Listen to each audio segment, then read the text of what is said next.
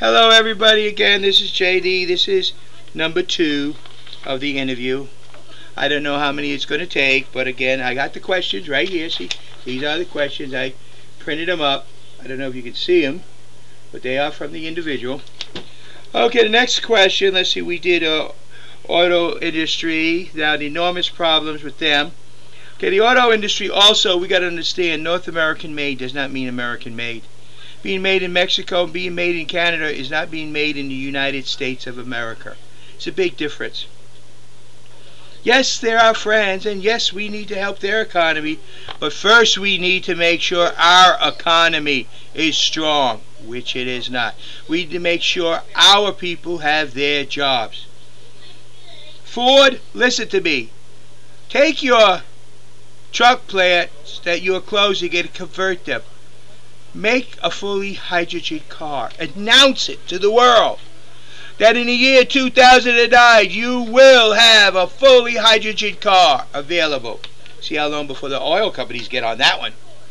I tell you, all they need to do is to put hydrogen stations right alongside their gas stations.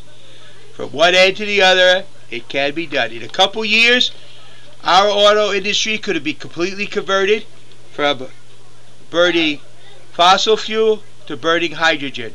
Our auto industry could be eliminating a major pollutant into our air atmosphere, global warming, and in turn put a non-pollutant in our atmosphere. Also, when I'm talking about hydrogen, the United States Navy has just mothballed an aircraft carrier. You might all remember it. JFK, the John F. Kennedy. Take out its power plants, put in turbines, and run them off of hydrogen, which it will pick up from its own hydrogen plants on board the ship that gets it from the salt water. Whoa! We might have a perpetual motion machine, something that's cheaper than nuclear hydrogen, and they will be putting nothing out but steam. Yeah, make the JFK the first hydrogen-propelled turbine ship in the Navy, and have its own hydrogen plants. We can do that with the small boys, the destroyers, the other shits, the cruisers. Change them into hydrogen. It can be done. Navy, look at it. JFK could be a whole new line of ships. It was supposed to be the Nimitz class, was supposed to be JFK class, but because they made it a conventional and all that stuff, you don't need to know all that stuff.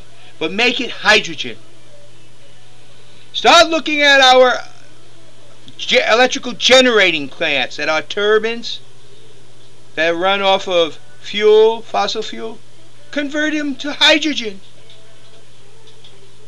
Well, will hydrogen be able to do it? I don't know. Really, I don't. You know why? I don't know. Because if you actually watch a space shuttle take off and look at this rocket with all that thrust being developed and all that flame down there and all that smoke, that's a mixture of two fuels. Well, one fuel and oxygen. Hydrogen. That's what they use to launch the shuttle. Whoa, whoa, yeah, hydrogen.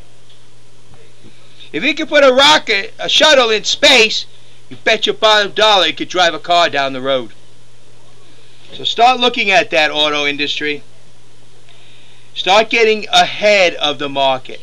We become a hydrogen automotive world. Guess what's going to follow behind us? Or you could continue going with your hybrid, half electric, half fossil fuel, and then turn around and the rest of the world is going to have hydrogen. Because the battery operated car is great for someone who lives in a city. But if you do any traveling, it's no good. Besides, what happens if everyone plugs it in at night? So hydrogen could possibly be a very, very good answer to some things which we haven't looked at. Okay, now the auto industry, it's up to you guys now. I put it out there. Do it. You can do it. Bring jobs back into this country. Make the cars of the future. not the ones of last century. What about would I travel to Europe, the Middle East, Israel, Iraq, etc.? Well, my answer to that is, look at me and what I was. I was in the United States Navy, 26 years and retired. Would I travel around the world to protect the interests of the United States and end terrorism? Would I? Well, I've been doing it for 26 years. You think it wouldn't bother me to do it as president? Oh, I'd love to do it as a big guy. Yes, I travel around the world to protect our interests and promote our interests. And I would meet with countries. And I would respect them like they respect us. But remember our symbol, the American symbol. It's an eagle. An eagle has two talons. And one talon's an olive branch, the other one is arrows. Remember that. We will offer you the olive branch. Don't make us use the arrows. We will. Like I said before, once a war is started, nobody wins. But I can promise you this. If I go to war, I won't lose. I'm not a Rumsfeld. I'm not some other jerk that says, oh, we only need. When I go to war, it's going to be like World War II. It will be real. Okay? So, would I travel the world? All I can say is, I travel anywhere for the American people. Anywhere in the world, and I will talk to anybody for the American people. You, if you elect me president, your desires, your needs are the most important thing to me. You are the ones that I will protect. You are the ones that my interests will be for. You are the ones that matter. And there's no place I would not go on this earth.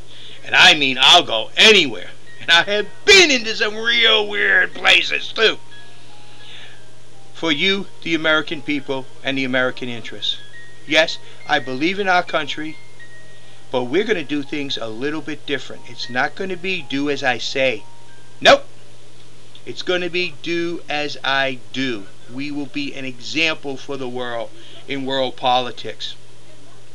We will not push globalization. We will not push, quote unquote, New World Order. I heard that statement and it sent shivers up my spine, and it came out of Berlin. When I was watching films when I was younger on World War II, there was another upcoming politician in Berlin using the same terms, New World Order. And look what it got us, World War II. No, each country is an independent nation, needs to be recognized for what it is and respected for what it is. That's what I will do. Okay, I got to stop again. We'll have to make another one.